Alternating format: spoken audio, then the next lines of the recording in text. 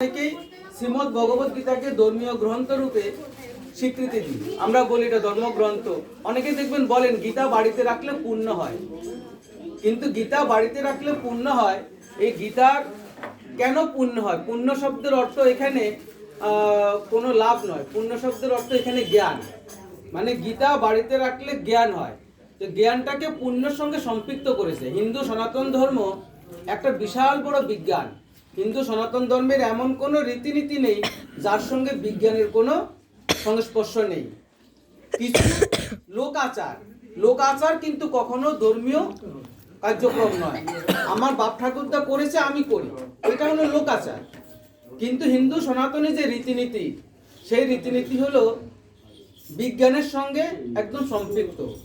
তাই হিন্দু সনাতন ধর্ম বলতে পারে বিজ্ঞানাং পরমং ব্রহ্ম। বিজ্ঞানাং পরমং ব্রহ্ম, এটা কিন্তু হিন্দু সনাতন ধর্মেই আছে, আর কোথাও নেই। তো সেই জন্য এই শ্রীমদ্ ভগবত গীতায় 4টে বর্ণের উল্লেখ করা আছে। শ্রীকৃষ্ণ বলছে এই 4টে বর্ণ আমি সৃষ্টি করেছি। আমি জাত সৃষ্টি করিনি, আমি সম্প্রদায় সৃষ্টি করিনি, আমি বর্ণ সৃষ্টি করেছি। কিসের বেসিসে বর্ণ সৃষ্টি করেছি? কাজের বেসিসে, কাজের উপর নির্ভর করে। আজকে এই বর্ণটাকে সম্প্রদায়ে যারা রূপান্তরিত করেছে, তারা তাদের নিজস্ব আখের, নিজস্ব পকেট, নিজস্ব রুটি রুজিকে সম্পৃক্ত করার জন্য করেছে। কিন্তু শ্রীমদ্ ভগবত গীতায় শ্রীকৃষ্ণ বলছে যে আমি 4টে বর্ণ কর্ম অনুসারে সৃষ্টি করেছি। ব্রাহ্মণের সৃষ্টি করেছি যারা জ্ঞান বিতরণ করবে, ক্ষত্রিয় সৃষ্টি করেছি যারা প্রশাসনিক দিকটা দেখবে, সামাজিক সুরক্ষা দেবে, বৈশ্যকে সৃষ্টি করেছি যারা সামাজিক ব্যবসা বাণিজ্যের মাধ্যমে অর্থনৈতিক পুষ্টি দেবে, এবং শূদ্রকে সৃষ্টি করেছি যারা সমাজকে সেবা দেবে তার জন্য। শূদ্র শব্দের অর্থ সেবক। এবং গীতায় শ্রীকৃষ্ণ বলছেন যে শূদ্র মানে নিচু জাত নয়, শূদ্র হলো সর্বোৎকৃষ্ট সম্প্রদায়। কারণ তিনি সেবা দেন। কার সেবা দেন? তিনি সমাজের সেবা দেন, তিনি মানুষের সেবা দেন, তিনি ভগবানের সেবা দেন। শূদ্র শব্দের অর্থ সেবক। তাই যিনি সেবা দেন তিনি তো সব থেকে বড় মনের মানুষ। আমার সঙ্গে একজন মহারাজের পরিচয় হয়েছিল। সেই মহারাজ আমাকে বলছে, তোমার বাড়িতে কোনো অনুষ্ঠান হলে তুমি সবার আগে 3টে ক্যাটাগরির মানুষকে নিমন্ত্রণ করবে। যে লোকটা তোমার বাড়ির ময়লাটা সকালবেলায় নিয়ে যায়, তাকে সবার আগে নিমন্ত্রণ করবে। কারণ সে যদি ময়লাটা না নিয়ে যেত, সে যদি সেবাটা তোমাকে দান না করতো, তাহলে কিন্তু তোমার ঘর এত সুন্দর পরিষ্কার পরিপাটি তুমি রাখতে পারতে না। তোমার বাড়ির যিনি জমাদার, তাকে সবার আগে নিমন্ত্রণ করবে, কারণ সেই তোমার এসে তোমার বাথরুমটাকে সুন্দর করে ঝাঁটা দিয়ে পরিষ্কার করে দেয়। তাই তাকে তোমার সবার আগে দরকার। এবং 3 নম্বর হলো ধোপা, যার কাছে তুমি তোমার কাপড় চোপড় পরিষ্কার করতে দাও। এই 3টে সম্প্রদায়, যদি সম্প্রদায়গত ভাব আমরা ধরি, এই 3টে সম্প্রদায় হলো সবার উপরে। কারণ এই 3টে সম্প্রদায়কে বাদ দিলে আপনি আর আপনার অস্তিত্ব নেই। তো সেজন্য এই 3জনকে নিমন্ত্রণ করে খাওয়ানোর জন্য গুরুদেবের মহান উপদেশ ছিল যে তোমরা কাকে নিমন্ত্রণ করলে সেটা বড় কথা নয়, এই 3জনকে আগে নিমন্ত্রণ করবে এবং তাদেরকে সসম্মানে, সব থেকে বেশি সম্মান দিয়ে তাদেরকে তুমি তোমার বাড়িতে উপস্থাপনা করবে। আমি আমার জীবনের এই প্রথম এই উপদেশ পাওয়ার পরে আমার গৃহপ্রবেশে আমি নিমন্ত্রণ করেছিলাম, কিন্তু সে আসতে পারেনি। পরের দিন সে খাবার নিয়ে গেছে এবং সে এত খুশি হয়েছে, সে নিজে এসে খাবারটা চেয়ে নিল। কারণ সে তো কল্পনাও করেনি যে এরকম কোনো একটা অনুষ্ঠানে তাদেরকে কেউ নিমন্ত্রণ করে না যে রাস্তার ময়লাটা নিয়ে যায়। আমি যখন তাকে বললাম, সে খুব আপ্লুত এবং সে একটু এতটা সে ইমোশনাল হয়ে গেল।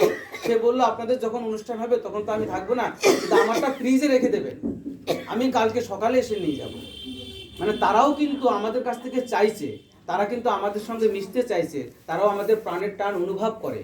কিন্তু আমরা এমন দুর্ভাগা যে যাকে আমাদেরকে এত ভালোবাসে তাদেরকে কিন্তু আমরা ভালোবাসা দিই না। ভালোবাসা দিতে হয় কাকে? যে ভালোবাসে তাকে ভালোবাসা দিন। আপনি যাকে ভালোবাসেন সে তো আপনাকে নাও ভালোবাসতে পারে, তাহলে তাকে ভালোবাসা দিয়ে লাভ নেই। ভালোবাসা তাকে দিতে হবে যে ভালোবাসাটা আমাকে দেয়। এই ভালোবাসার রূপান্তর স্বামী সর্বানন্দ সারা বিশ্বকে অখণ্ডের দীক্ষায় দীক্ষিত করেছে, সবাইকে ব্রাহ্মণ বর্ণে উত্তীর্ণ করেছে। ব্রাহ্মণের দীক্ষা দিয়ে, ব্রাহ্মণের মন্ত্র দিয়ে, গায়ত্রী সাধনা, হরিওম কীর্তন এবং মহা ওঙ্কার নামের সাধনা দিয়েছে আপনাদেরকে। যে সাধনা শিবত্ব লাভ করেছে ওঙ্কারের সাধনার মাধ্যমে।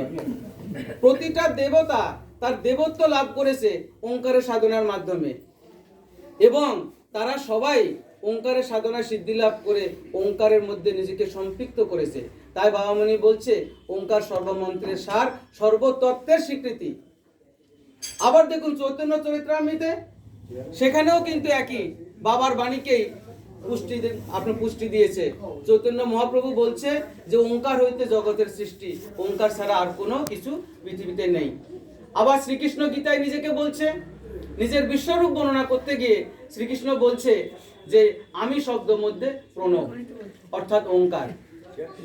তাহলে হিন্দু সনাতনী রীতিতে বেদ, পুরাণ, রামায়ণ, মহাভারত, আমরা যেখানেই যাই, যে দেবতার কাছেই যাই, সব দেবতার দেবত্ব লাভ যে মহামন্ত্রের মাধ্যমে, সে মহামন্ত্রের সামনে রেখে আমাদের শ্রাদ্ধীয় অনুষ্ঠান।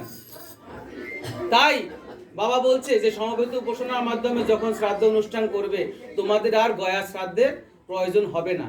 কেন হবে না? একটু প্রশ্ন আসতে পারে, কেন হবে না? সবাই তো করে, তাহলে আমরা শুধু উপাসনা করে শ্রাদ্ধ করলাম আর আমাদের গয়া শ্রাদ্ধ করতে হবে না? না হওয়ার একটা সূত্র আছে। যে কোনো পুজো আমরা যখন করি, যে কোনো শ্রাদ্ধ অনুষ্ঠান করি, দেখুন শ্রাদ্ধ শব্দের অর্থ শ্রদ্ধা জ্ঞান। আমার কাকার যখন শ্রাদ্ধ হয়েছিল, আমি তখন যে পুরোহিত শ্রাদ্ধ করেছিলেন তিনি স্বামী স্বরূপানন্দকে জানতেন। আমি তাকে শ্রাদ্ধের পরে প্রশ্ন করেছিলাম, খুব সহজ প্রশ্ন করেছিলাম যে ঠাকুর মশাই, আপনি যে এতক্ষণ ধরে 2 ঘন্টা 3 ঘন্টা ধরে শ্রাদ্ধ করলেন, আমার কাকার কি শ্রাদ্ধ হয়েছে? ব্রাহ্মণ ঠাকুর খুব পণ্ডিত ছিলেন, খুব শিক্ষিত ছিলেন, উনি একটুখানি থেমে গেলেন, কারণ এরকম প্রশ্নের মুখোমুখি তো ওনারা কোনোদিন হন না, এবং থেমে গিয়ে বললেন যে না, তোমার কাকা শ্রাদ্ধ হয়নি। আমি বললাম তাহলে কি হলো? এতক্ষণ ধরে এত যজ্ঞ করলেন, তাহলে কি হলো? বলছে এটা হলো লোক আচার। লোক আচার। তাহলে দেখুন শ্রাদ্ধ এবং লোক আচারের মধ্যে পার্থক্যটা কোথায়? শ্রাদ্ধ শব্দের অর্থ শ্রদ্ধা জ্ঞাপন।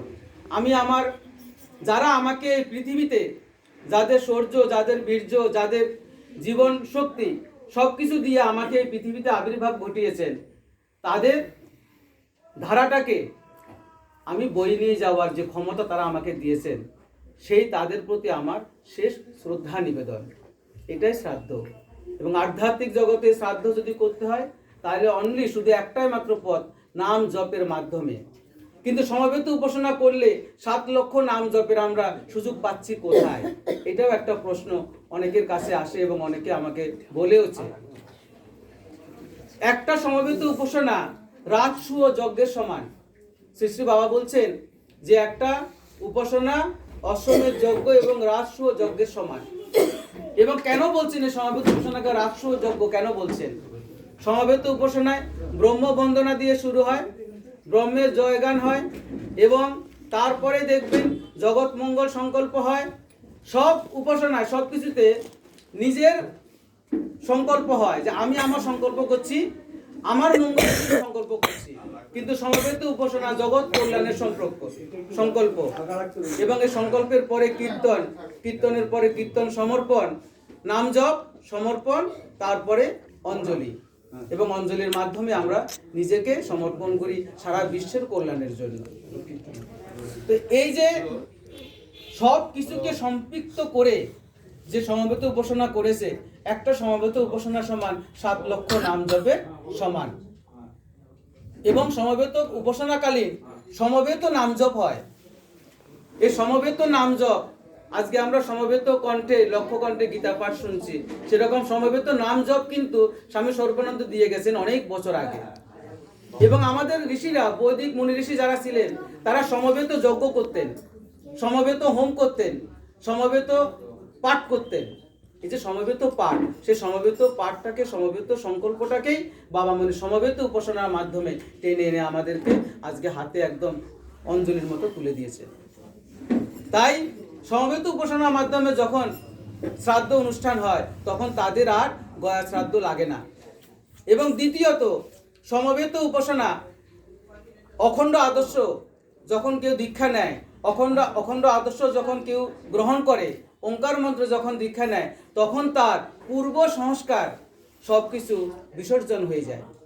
আমাদের মনের মধ্যে অনেকের অনেক পূর্ব সংস্কার থাকে, বংশাণু সংস্কার থাকে, কিন্তু আপনি যখন মহামন্ত্রের অঙ্গীকার করেছেন, মহামন্ত্র যখন আপনার মধ্যে বামনি সম্পৃক্ত করেছে, আপনার মধ্যে ঢুকিয়ে দিয়েছে, তখন আপনার আর পূর্ব কোনো সংস্কার থাকে না। সুতরাং পূর্ব সংস্কারকে সম্পূর্ণ গঙ্গার জলে দিয়ে মহামন্ত্রের সাধনার মাধ্যমে এই শ্রাদ্ধ অনুষ্ঠান। তাই এই শ্রাদ্ধ অনুষ্ঠান হওয়ার পরে আর কোনো শ্রাদ্ধ, গয়া শ্রাদ্ধ কিচ্ছু লাগে না। আমরা বাৎসরিক একটা উপাসনা শ্রাদ্ধ অনুষ্ঠান করি, সেটাও শুধু যে আমাদেরকে ধরাধামে এনেছে, যাদের শৌর্য, যাদের বীর্য ছাড়া আমাদের এই পৃথিবীতে অবতীর্ণ হওয়া ছিল না। আমাদের নশ্বর দেহ যতদিন এই পৃথিবীতে বেঁচে থাকবে, ততদিন তাদেরকে স্মরণে রাখা, তাদেরকে শ্রদ্ধা নিবেদন করার জন্য বাৎসরিক সমবেত উপাসনার মাধ্যমে আমরা শ্রাদ্ধ কার্য প্রতিবার স্মরণ করে থাকি। এবং এই সমবেত উপাসনা শ্রাদ্ধে পূর্ণাঙ্গ শ্রাদ্ধের রূপ দেওয়া আছে। উপাসনা, তারপরে অন্নদান, তারপরে বস্ত্রদান। এটা হলো যে কোনো শ্রাদ্ধের সম্পৃক্ত। সেই বস্ত্রদান আমরা গুরু বর্ণনের মাধ্যমেও সারতে পারি, সেই বস্ত্র আমরা কোনো গরিবকে দিয়েও করতে পারি যাদের বস্ত্রের প্রয়োজন, এবং অন্ন তো আমরা দান করি, কারণ যারা আমাদের এই অনুষ্ঠানে অংশগ্রহণ করে সবাইকে আমরা দিয়ে থাকি। তবুও যারা অনাথ, যাদের কেউ নেই, যারা দুই বেলা অন্নের জন্য হাহাকার করে, এই শ্রাদ্ধীয় অনুষ্ঠানের মাধ্যমে তাদেরকে যদি আমরা দুটো অন্নের ব্যবস্থা করতে পারি, একটু বস্ত্রের ব্যবস্থা করতে পারি, তাহলে সেটা শ্রাদ্ধীয় ব্যক্তির জন্য খুব উপাদেয় হয়। সেটুকু আমরা যে যেমন যেটুকু ভাবে করার চেষ্টা করাটাই শ্রাদ্ধ। তাই শ্রী শ্রী বাবার আশীর্বাদে আজকের এই সুন্দর আমাদের গীতাদির আজকের এই যে শ্রাদ্ধীয় অনুষ্ঠান আমরা আজকে এখানে করতে পারছি, এবং নাম জপের মাধ্যমে লাস্টে আমরা সমর্পণ করব। আমরা সবাই শুধু প্রার্থনা করব, হে পরম করুণাময় পরমেশ্বর, তোমার নামে আমাদের অভিনিবেশ দাও, এবং তার উদ্দেশ্যে আমরা এই সমবেত উপাসনা এবং শ্রাদ্ধীয় অনুষ্ঠান করছি। উনি তোমার চরণ আশ্রয় গ্রহণ করে তোমার চরণে বিলীন হয়ে যাক, এইটুকু শুধু আমরা প্রার্থনা রাখি। আমাদের মধ্যে উপস্থিত ওনাদের